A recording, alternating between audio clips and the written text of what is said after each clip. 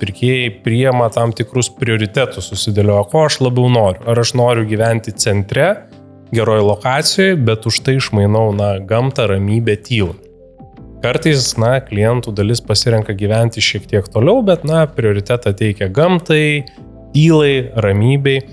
Su šita vieta, man atrodo, mums pavyko net, sakyčiau, kažkiek netikėtai surasti tokį aukso viduriuką, kur pėstute mes skaičiavome ir net per, Google, tarkim, žemėlapius įvedus nuo Aušros vartų, kai mes jau vis tiek traktuojam tos jau tikruosius vartus į senamiestį, ne į tą nominalų senamiestį, bet į tą jau tikrą Vilniaus senamiestį, iki Tyzenhaus Baicitus projekto pėstute, taip sakant, iki 10 minučių mes esame pačioje Vilniaus miesto širdėje, praktiškai Rotušės aikštėje, bet atvykus į objektą ir nesusitarę didžioji dalis išlipę iš automobilių, pirmas raktinis žodis, kurį sakė, kaip čia tylu ir ramu.